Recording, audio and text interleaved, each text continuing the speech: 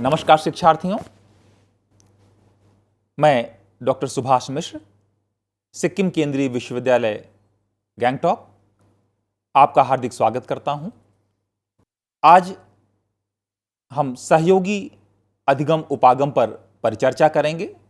और इस विषय पर परिचर्चा करने के लिए हमारे बीच हैं डॉक्टर आशीष श्रीवास्तव, विश्वभारती विश्वविद्यालय शांति निकेतन। डॉक्टर साहब, सहयोगी अधिगम उपागम भारतीय परिवेश में शिक्षा व्यवस्था में आज काफ़ी प्रासंगिक महसूस किया जा रहा है।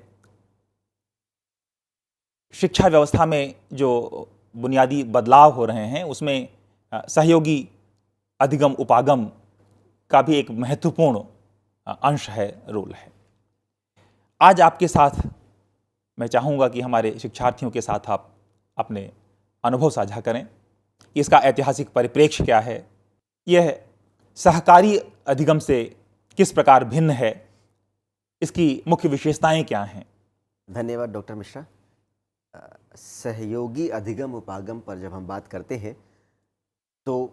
हमें इसको इस तरह से समझना चाहिए कि जो हमारे छात्र केंद्रित अधिगम उपागम है, छात्र केंद्रित अधिगम उपागमों में सहयोगी अधिगम उपागम और सहकारी अधिगम उपागम, ये अभी हम पिछले कई 2-3 दशकों से इस पर चर्चा कर रहे हैं और बहुत सारे मनोवैज्ञानिक, बहुत सारे शिक्षा शास्त्री इन दोनों को एक ही मानते हैं। उनका ये मानना है कि जो सहयोगी अधिगम उपागम है वो सहकारी अधिगम उपागम ही है। वो जैसे हमें अभी सहकारी अधिगम उपागम के बारे में हम जानते हैं और सहकारी अधिगम उपागम से पहले भी हम जो हमारे उपागम है, जैसे हमने कुछ प्रकारों की बात करी थी, प्रतियोगी प्रकार जिसमें छात्र अपने साथी को एक प्रतियोगी के रूप में देखता है, वैयक्तिक प्रकार जिसमें छात्र अपने साथी की उपेक्षा करता है, उसको इग्नोर करता है और सिर्फ अपनी ही लर्निंग, अपने ही अधिगम पर ध्यान रखता है, और तीसरा हमने सहकारी प्रकार देखा था जिसमें हमने समूह में कैसे अधिगम को हम व्यवस्थित करें, इस पर चर्चा की थी। तो मुझे ऐसा लगता है कि सहयोगी अधिगम उपागम एक सामान्य रूप है, एक सामान्य फॉर्म है, और ये बात सच है कि इसके बहुत सारे कंपोनेंट, अगर आप बहुत सारे अवयवों को देखेंगे तो सहकारी अधिगम उपागम से इसमें आपको जो सिमिलैरिटी है, समानता है, वो नज़र आएगी। लेकिन जो डिफरेंसेस हैं, उन डिफरेंसेस को भी हम आगे इस पर चर्चा करेंगे। उन डिफरेंसेस पर जाने से पहले सहयोगी अधिगम उपागम की संकल्पना क्या है, इस पर हम बात कर लेते हैं। अगर इसकी संकल्पना की बात करें तो जो सहयोगी अधिगम उपागम है, इसमें 2 या 2 से अधिक शिक्षार्थी अलग अलग समूहों में कोई निर्दिष्ट कार्य, समस्या समाधान या किसी उत्पाद का निर्माण करते हैं। अगर यहीं से अंतर देखना हम शुरू करें तो जो हमारा सहकारी अधिगम उपागम है उसमें एक समूह है, उस समूह का अपना एक लक्ष्य है, उस लक्ष्य के साथ साथ समूह के सभी सदस्यों के अपने वैयक्तिक लक्ष्य हैं और वो सारे वैयक्तिक लक्ष्य समूह के लक्ष्यों की प्राप्ति की ओर एफर्ट करते हैं। यहाँ पर 2 या 2 से अधिक शिक्षार्थियों के ग्रुप हैं और जो समूह है, और वो समूह जो है सब मिल करके निर्दिष्ट कार्य, समस्या समाधान या उत्पादकता पर, किसी उत्पाद के निर्माण पर काम करते हैं। सहयोगी अधिगम उपागम इस विचार पर आधारित है कि अधिगम एक प्राकृतिक सामाजिक प्रक्रिया है, और अगर हम सहकारी अधिगम उपागम से तुलना करके देखें तो सहकारी अधिगम उपागम में जो भी चर्चा परिचर्चा है वो सिर्फ आमने सामने है, जबकि सहयोगी अधिगम उपागम में ये चर्चा परिचर्चा आमने सामने भी की जा सकती है और इसे ऑनलाइन भी किया जा सकता है, मैसेज बॉक्स में किया जा सकता है, चैट बॉक्स में किया जा सकता है, और कई संस्थानों के अलग अलग समूहों के बीच में भी इसकी व्यवस्था की जा सकती है। तो इस मायने में सहकारी अधिगम उपागम से भिन्न है। आपने जब ये बात कही तो मुझे एक बात समझ में आती है कि इस सहयोगी अधिगम उपागम में साझा करने के ज़्यादा अवसर हैं। जी, बिल्कुल सही कह रहे हैं आप। और दूसरी खास बात जो समझ में आती है,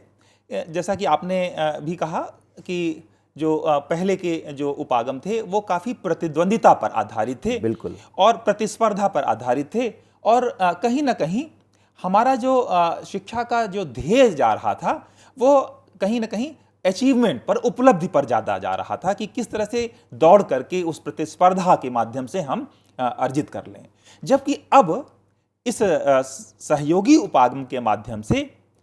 छात्र अपने अन्य साथियों के साथ अनुभवों को साझा करके इवॉल्व होने की, जो विकसित होने वाली जो बात आती है, वो कहीं ना कहीं इसमें हमें दिखाई दे रही है। जो मुझे लगता है, जबकि जैसे कि मैंने भी आपसे कहा था कि भारतीय परिवेश में, क्योंकि हम देख रहे हैं कि भारतीय परिवेश में शिक्षा में काफ़ी कुछ तक बहुत लंबे समय तक एक दबाव रहा है विद्यार्थियों पर अर्जन का, और उसमें विद्यार्थी सहयोगी की भांति नहीं, बल्कि एक बहुत ज्ञानी व्यक्ति से और कम ज्ञान वाला ग्रहण करना, दाता और ग्राही का जो संबंध रहा है, बिल्कुल सही कह रहे हैं जी। तो शायद ये जो सहयोगी अधिगम उपागम है, वो एक शिक्षा जगत में एक बदलाव की बयार तो दिखाई ही देता है। बिल्कुल सही कह रहे हैं, और आपने बहुत सही बात कही कि जो हमारी भारतीय परिवेश में जो शिक्षण अधिगम प्रक्रिया रही है, उसमें दाता और ग्राही की जो भूमिका रही है, तो यहाँ पर जो दाता था उसकी भूमिका और भी थोड़ी सी सेकेंडरी हो गई है, और यहाँ पर जो ग्राही था, अब वो ग्राही ही अपने समुचित जो शिक्षण अधिगम है उसको वो लीड कर रहा है, आगे बढ़ा रहा है। अगर हम सहयोगी शिक्षण अधिगम की बात करें, तो ये जो समूह है, हमारे जो समूह बन रहे हैं, उन समूहों में ये समूह के सदस्य एक दूसरे के स्रोतों पर तथा एक दूसरे के जो कौशल हैं, उन कौशलों का समुचित इस्तेमाल करते हैं। और भी जैसे कि आपने कहा कि प्रतिस्पर्धा रही है, हम प्रतिस्पर्धी रहे हैं, हमने एक कहीं ना कहीं एक नकारात्मक फ्रेम में अपने साथी को देखा है, तो उससे ऊपर उठ करके सहयोगी अधिगम उपागम की बात करें तो यहाँ पर समूह के सदस्यों को एक दूसरे के जो स्रोत हैं, एक दूसरे के जो कौशल हैं, उनके समुचित इस्तेमाल करने का अवसर अपने अधिगम को परिपक्व बनाने में इसका इस्तेमाल किया जाता है। जी डॉक्टर साहब, क्या आपको ऐसा लगता है कि क्या ये विद्यार्थी की प्रकृति से कुछ ज़्यादा मेल खाता हुआ नहीं दिखाई देता? बिल्कुल, ये प्रकृति के करीब है, उसकी प्रकृति के करीब है, और इसी वजह से इस उपागम की जो उपादेयता है, इसकी जो विश्वसनीयता है, इसका जो आउटपुट ओरिएंटेड प्रदा उन्मुखी जो इसका स्वरूप है, वो इसी वजह से इसको, जैसे कि आप कह रहे हैं कि बदलाव की बयार दिख रही है, इसी वजह से इसको अप्रिशिएट किया जा रहा है, इसकी प्रशंसा की जा रही है। क्योंकि विद्यार्थी बचपन में उसकी साझा करने की, चाहे वो खिलौना हो, चाहे वह सामान हो, तो साझा करने की उसकी प्रकृति तो रही है। बिल्कुल बिल्कुल। और खेल में भी वह अपने समूह में साझा करता है, अपने आमोद प्रमोद सब साझा करता है, सुख दुख साझा करता है। तो हमने जो खांचों में बांध दिया था और जो बहुत ज़्यादा संरचनागत शिक्षा व्यवस्था को ढालने का प्रयास किया था, अब ये सहयोगी अधिगम उपागम हमें शायद यह अवसर दे रहा है कि विद्यार्थी की शक्ति को समझ करके उसका बराबर से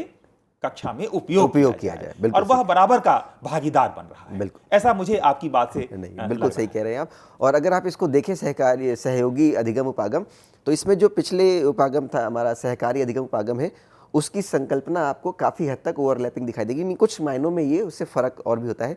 इसमें जो सबसे बड़ी बात मुझे नज़र आती है वो ये है कि इसमें एक वर्टिकल, एक क्षैतिजीय सहभागिता है जो सहकारी में नहीं है। सहकारी अधिगम में ऊर्ध्वाधर सहभागिता होती है। तो उसमें अगर आप इसको देखें कि समूह के जो सदस्य हैं, समूह का लक्ष्य तय हुआ, समूह के लक्ष्यों के साथ ही साथ समूह के सभी सदस्यों के वैयक्तिक लक्ष्य तय हुए, और वे सारे व्यक्तिगत लक्ष्यों को प्राप्त करने के बाद वो सारे अपनी अपनी प्राप्ति के बाद आते हैं और अपने उन उपलब्धियों को मिला करके एक ओवरऑल उपलब्धि, एक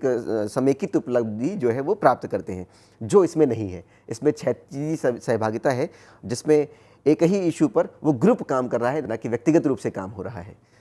तो इसमें मुझे लगता है कि ये छात्र की जो बेहतर उपलब्धि है उसकी संभावना को और बढ़ाता है, क्योंकि इसमें क्षैतिजी सहभागिता है और उसमें कहीं ना कहीं जो आप जैसे कह रहे थे कि साझा करने की जो बात है, यहाँ पर साझा करने की जो संभावना है वो और बढ़ जाती है। इसकी एक और जो बड़ी बात मुझे नज़र आती है वो ये है कि जो समूह है वो अपनी अध्ययन की जो समस्या है उस समस्या को अपनी आपस की परिचर्चा से स्वयं उसकी तलाश करता है। अगर हम सहकारी अधिगम उपागम को देखें तो सहकारी अधिगम उपागम में वो जो समस्या है वो कहीं ना कहीं वो दाता से ही आ रही है। जैसे कि आपने दाता और ग्राही शब्द का इस्तेमाल किया, तो दाता से आ रही है, या अगर दाता नहीं है तो उसकी जगह कोई भी एक लीडर है, एक नेतृत्व करता है, उस नेतृत्वकर्ता से वो समस्या आ रही है और वो कहीं ना कहीं एक डाउनवर्ड अप्रोच जो है, एक अधोगामी अप्रोच जो है उपागम वहाँ पर भी है। लेकिन इसकी अगर हम बात करें तो इसमें जो अध्ययन की समस्या है वो समूह अपनी आपसी परिचर्चा से उस समस्या की तलाश खुद करता है और फिर उसके हल की ओर अग्रसर होता है। जी, ये बात समझ में आती है कि कहीं ना कहीं यहाँ पर मिल करके चलने की और सबकी शक्तियों का एक साथ दोहन करने की, या यूँ कह लें कि उनको एक चेन के रूप में, उनको एक श्रृंखला के रूप में बद्ध करने की संभावना भी दिखाई पड़ती बिल्कुल है। जी। और शायद इसमें विद्यार्थी अपने अंदर के छिपे हुए टैलेंट को, शक्ति को पहचान करके और अन्य विद्यार्थियों के साथ अपने जो उसके विशेषताएं हैं, गुण हैं, जो उसकी क्वालिटीज़ हैं, उनको वो आगे बढ़ा सकता है। और इसका एक दूसरा जो पहलू मुझे दिखाई दे रहा है वो ये कि जो अनावश्यक दबाव, जो प्रतिस्पर्धी दबाव बन रहा था सीखने के लिए, अब वह स्वयं उसमें आविष्टित होकर के, इन्वॉल्व होकर के उसमें शामिल हो रहा है। तो जो एक सबसे बड़ी समस्या शिक्षा की थी कि विद्यार्थी शुरुआत नहीं कर रहा है, विद्यार्थी सहभाग नहीं दे रहा है, विद्यार्थी उसमें अपना अंशदान उतना अर्पित नहीं कर पा रहा है, शायद मुझे लगता है कि जैसा कि आपकी बात से और इसको समझ के लग रहा है कि विद्यार्थी इसमें शायद ज़्यादा अपनी सहभागिता अर्पित कर सकता है और साथ ही साथ उसका जो भय, जो एक ट्रॉमा, फियर की जो बात एक समस्या रही है हमेशा, उससे भी निजात मिल सकती है। बिल्कुल। और अगर आप इस सहयोगी अधिगम उपागम को थोड़ा ऐतिहासिक परिप्रेक्ष्य में अगर देखें इसको, तो ये बात समझ में आती है कि हमने कहीं ना कहीं देर कर दी यहाँ तक पहुँचने में। अगर ऐतिहासिक परिप्रेक्ष्य में अगर आप देखें इसको, तो अमेरिका में डीवी महोदय की अगर हम चर्चा करें, तो अधिगम की सामाजिक प्रकृति पर डीवी की खोज, उन्होंने ही शायद ये खोजा था कि जो अधिगम की सामाजिक प्रकृति, उसकी खोज जो उन्होंने की थी, तथा शिक्षण में परिचर्चा तथा समस्या समाधान पर उनकी वकालत। तो डीवी जो प्रैग्मेटिक प्रयोजनवादी दर्शन के पिता माने जाते हैं, वो भी शिक्षण में परिचर्चा और समस्या समाधान पर के लिए बहुत ज़्यादा उनकी एडवोकेसी हुआ करती, वकालत किया करते थे। इसके अलावा अगर आप उसी समय, उसी दौरान देखें तो एल्विन की सामाजिक पारस्परिकता की संकल्पना भी नज़र आती है, जिसमें वो परस्पर निर्भरता, पारस्परिकता की चर्चा कर रहे हैं, पारस्परिकता पर जोर दे रहे हैं। और अगर उसी समय हम देखें तो डच की सहभागिता और प्रतियोगिता पर जब विचार कर रहे हैं, तो ये जो तीनों बिंदु हैं, इन तीनों बिंदुओं को हम सहयोग अधिगम उपागम के बीज स्वरूप समझ सकते हैं। और हाँ, ये बात सच है कि इसको हमने इसके वर्तमान रूप में लाने में काफ़ी देर कर दी है, लेकिन अभी भी इसका सदुपयोग करें और इसका समेकित रूप से इसका आगे इस्तेमाल करें, तो अभी भी जो है अच्छे परिणामों की उम्मीद की जा सकती है। जी, भारत जैसे देश में जहाँ जनसंख्या एक समस्या है, संसाधनों की अनुपलब्धता एक बड़ी समस्या है, शिक्षकों की एक समस्या है कि उतने शिक्षक नहीं हैं, और साथ ही साथ अन्य जो एक भौगोलिक और पारिवेशिक जो समस्याएं हैं, उनको अगर हम देखें तो शायद हमें लगता है कि जो सहयोगी अधिगम उपागम है वह विद्यार्थियों को भी, और साथ ही साथ अगर इसको और आगे ले जाया जाए, केवल अधिगम के उपागम तक ही नहीं, बल्कि अगर इसको कार्यशैली तक भी अगर जोड़ा जाए, तो हमें लगता है कि विद्यालय भी एक अन्य विद्यालयों के लिए, शिक्षक भी अन्य शिक्षकों के लिए एक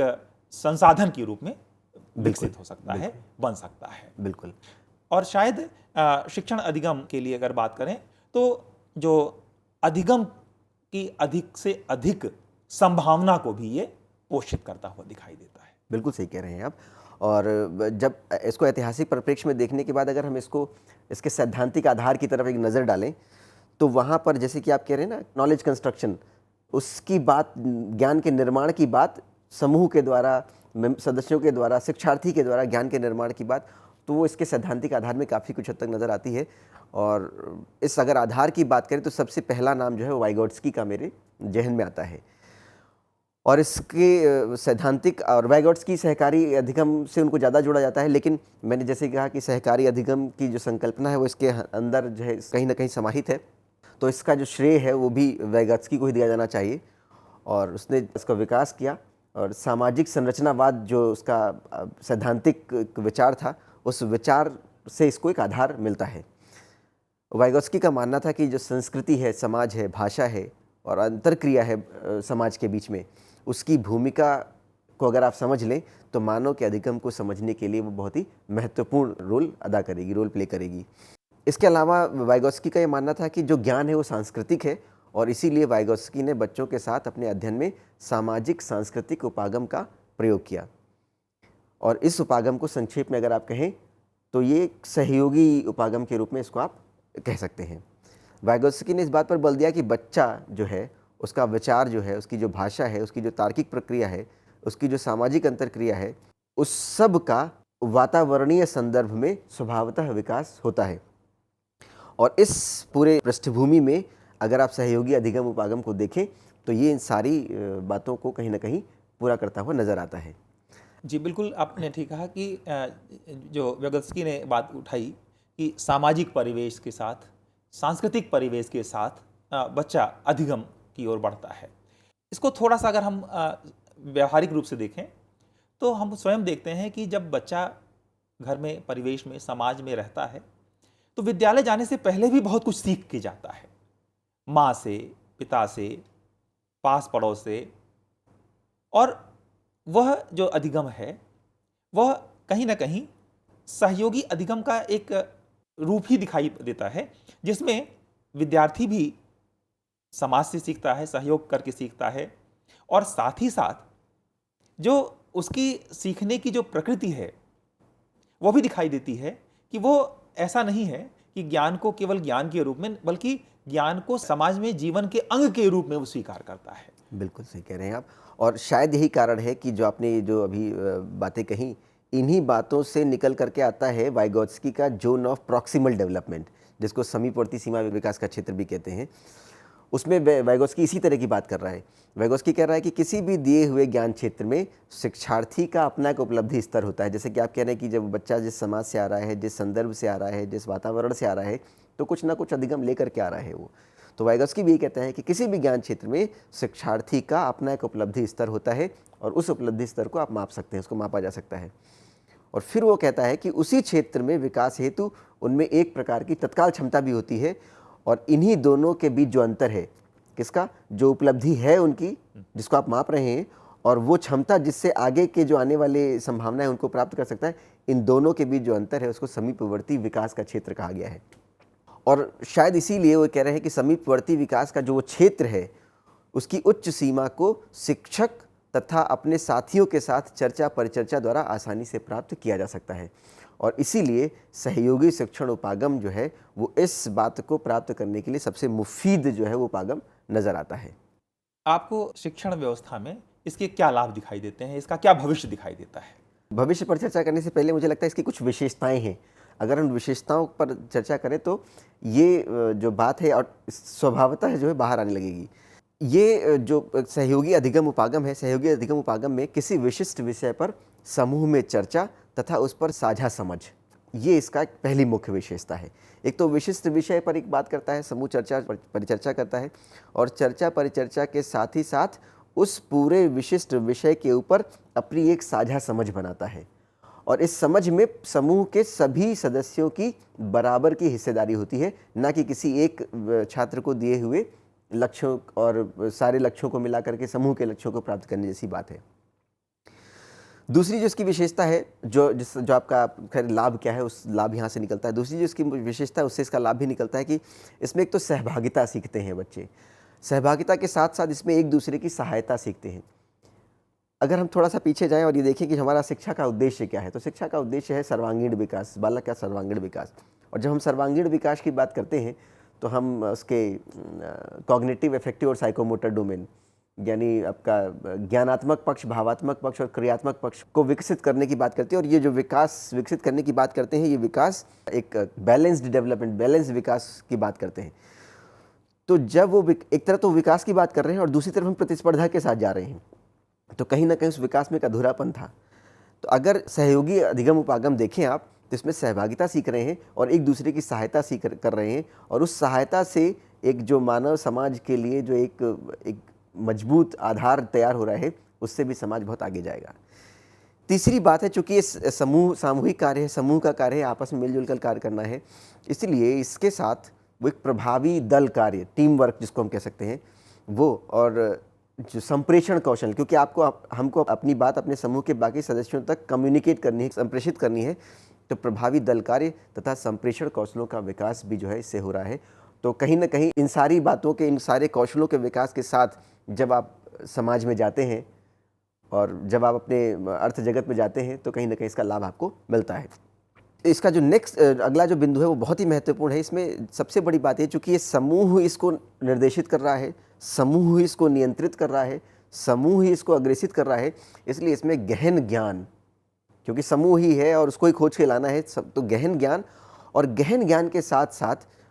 आज की डेट में जिस बात की सबसे ज़्यादा कमी हो रही, टॉलरेंस की, तो गहन ज्ञान के साथ साथ एक समालोचनात्मक दृष्टिकोण के विकास की भी संभावना यहाँ होती है। और जो समालोचनात्मक दृष्टिकोण और ये गहन ज्ञान है, इसके साथ साथ एक तीसरी बात भी इसी में जुड़ी हुई है, वो ये है कि जब ग्रुप अपने बहुत सारे विचार देता है तो उन बहुत सारे आए हुए विचारों का आत्मसातीकरण, आत्मसात करना उसको, और आत्मसात करके फिर उस गहन ज्ञान तक पहुंचना, और उस गहन ज्ञान तक पहुंचने की प्रोसेस में, प्रक्रिया में एक समालोचनात्मक दृष्टिकोण का विकास होना, ये इसकी बहुत बड़ी विशेषता है। और अगली इसकी विशेषता की अगर बात करें तो समूह के प्रति वैयक्तिक जवाबदेही सुनिश्चित करना। निश्चित रूप से यहाँ पर सहकारी अधिगम उपागम की तरह वैयक्तिक लक्ष्य निर्धारित नहीं किए गए हैं, लेकिन समूह का तो लक्ष्य है, और उस समूह के लक्ष्य को अगर प्राप्त करना है तो समूह के सभी सदस्यों को अपना अपना योगदान करना होगा, और इसीलिए यहाँ पर वैयक्तिक जवाबदेही सुनिश्चित की जाती है। और अगला जो बिंदु मुझे नज़र आता है वो ये कहते हैं कि शिक्षार्थियों को सशक्त बनाता है ये, और सशक्त बनाने का कारण जो मुझे लगता है वो यही लगता है कि यहाँ पर पूरा नियंत्रण जो है वो आपके हाथ में है, पूरा नेतृत्व आपके हाथ में है, पूरा उसका जो संगठन है वो आपके हाथ में है, और इस वजह से आप उस लक्ष्य के परिप्रेक्ष्य में ज्ञान की उस गहराई तक जाते हैं जहाँ शायद वो दाता और ग्राही की परंपरा में संभव नहीं होता है। इसके अलावा कुछ और भी इसकी विशेषताएं हैं जिससे इसके लाभ निकल करके आते हैं। उसमें यह है कि चूंकि एक समूह नियंत्रित है, समूह इसको नियंत्रित कर रहा है, इसलिए यहाँ पर, और समूह नियंत्रित कर रहा है लेकिन सदस्य उसके जो है वो स्वतंत्र हैं, तो इस स्वतंत्रता के कारण अधिगम की रणनीतियों का विकास करने की जो स्वतंत्रता है वो समूह के सदस्यों को होती है। इसलिए स्वतंत्र अधिगम रणनीतियों के विकास की संभावनाएं यहाँ होती हैं, जो उसका मुझे महत्वपूर्ण बिंदु नजर आता है। एक और बात है जो हमने सहकारी अधिगम उपागम में देखा था कि वहाँ पर हम आमने सामने ही बैठे हैं, एक सभी लोग एक जगह पर उपस्थित है, वहीं पर परिचर्चा कर रहे हैं, लेकिन ये जो है उसकी उस सीमा से और भी बाहर निकल जाता है, और ये कहता है कि कक्षा के बाहर अधिगम की संरचनाकरण का एक संरचनीकरण जो है वो किया जा सकता है। इसके अलावा ये समूह में जो शिक्षार्थी, जो एक तमाम नॉर्मल तरह के समूह, कक्षा में मान लीजिए अगर हम बात करें जहाँ पर दाता ग्राही की बात है, वहाँ पर ज़रूरी नहीं कि सारे शिक्षार्थी आपके एक साथ एक समय पर अटेंटिव और बात सुने हो, तो हाँ हो सकते हैं बहुत सारे शिक्षार्थी ऐसे हो सकते हैं जो आपकी शिक्षण अधिगम प्रक्रिया से के बाहर हों, जी शारीरिक रूप से तो वहाँ पर हों लेकिन मानसिक रूप से वो बाहर हों। मुझे इसी बात पर याद आता है कि जो भारतीय परिस्थितियों में बहुवर्गीय शिक्षण एक अपने आप में चुनौती है जी। ये एक वस्तुस्थिति है जिसे स्वीकार करना पड़ेगा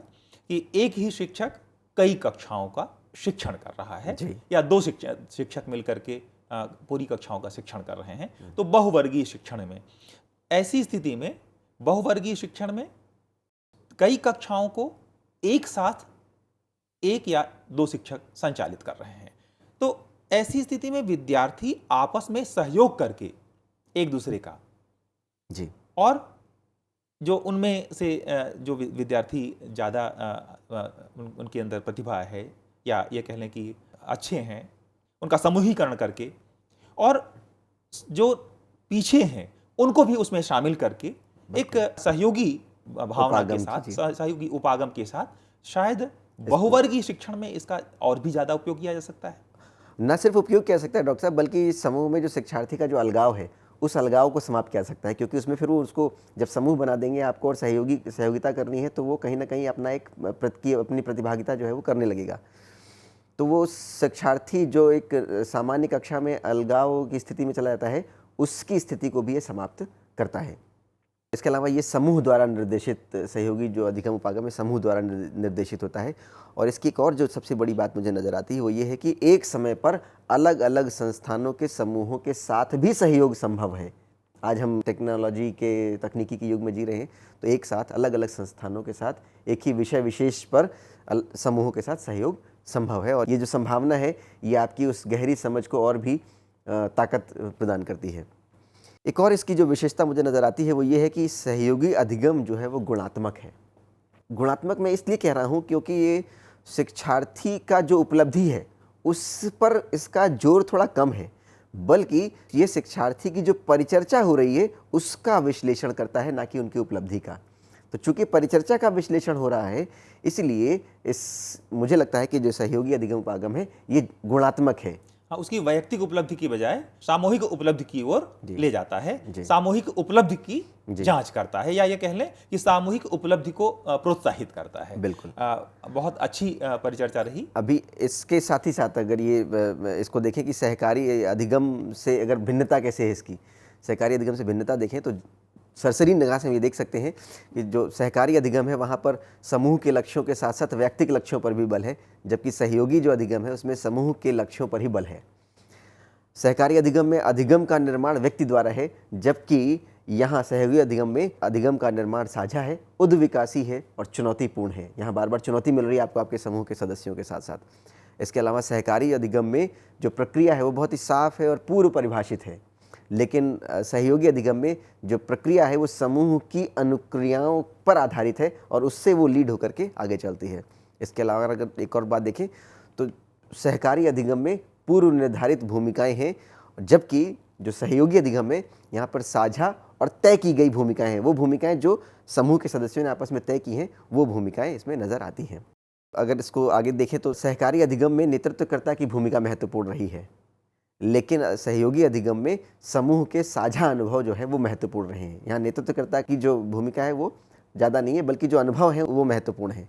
सहयोगी अधिगम में विविधतापूर्ण समझ को प्रोत्साहन देने की बात है। इसके अलावा सहयोगी अधिगम में अगर आप देखें तो सक्रिय, संबद्ध तथा खोजपूर्ण वातावरण का निर्माण किया जाता है, जो कि सहकारी अधिगम या और किसी प्रकार के उपागम में आपको देखने को नहीं मिलता है। अगर सहयोगी शिक्षण उपागम के हम लाभों की बात करें तो इसके लाभों को अगर हम देखें तो इसमें एक तो सबसे जो पहला लाभ है वो ये है कि विविधता को स्वीकार करता है। जो बहुत सारी विविधताएं हैं, क्योंकि यहाँ पर समूह के सदस्य ही अपनी समस्या को पहचान रहे हैं, उन समस्याओं पर काम कर रहे हैं, गहरी समझ बना रहे हैं, तो इसमें सारी जो विविधता है उनको स्वीकार करना होता है। दूसरी जो बड़ा एक लाभ नज़र आता है उसमें वैयक्तिक जो भिन्नताएं हैं, इंडिविजुअल डिफरेंसेस हैं, उनके लिए भी एक जगह है, उनके लिए भी एक स्पेस है, उनको भी स्वीकार किया जाता है। और आगे बढ़कर देखिए अंतर्वैयक्तिक विकास, समूह के सदस्य चूंकि एक दूसरे से डील कर रहे हैं, एक दूसरे से बात कर रहे हैं, तो एक दूसरे के लिए एक परस्पर जो समझ बन रही है उससे अंतर्वैयक्तिक विकास की भी संभावना यहाँ पर नज़र आती है। और शिक्षार्थी का अधिगम में उसकी अपनी सक्रिय भूमिका है, जो कि शायद बाकी उपागमों में आपको देखने को नहीं मिलती है। और जो इसका आखिरी लाभ मैं कह सकता हूँ ऐसे कि व्यक्तिगत प्रतिपुष्टि के लिए अधिक अवसर है। यहाँ पर आपको पर्सनल फीडबैक के लिए बहुत सारी अवसर यहाँ पर उपस्थित हैं। धन्यवाद डॉक्टर साहब, बहुत अच्छी परिचर्चा रही। आज आपने सहयोगी अधिगम उपागम, उसकी ऐतिहासिक पृष्ठभूमि, सहकारी अधिगम से उसकी भिन्नता, मुख्य विशेषताओं और लाभों पर परिचर्चा की। आशा है हमारे शिक्षार्थी आज की परिचर्चा से लाभान्वित होंगे। धन्यवाद।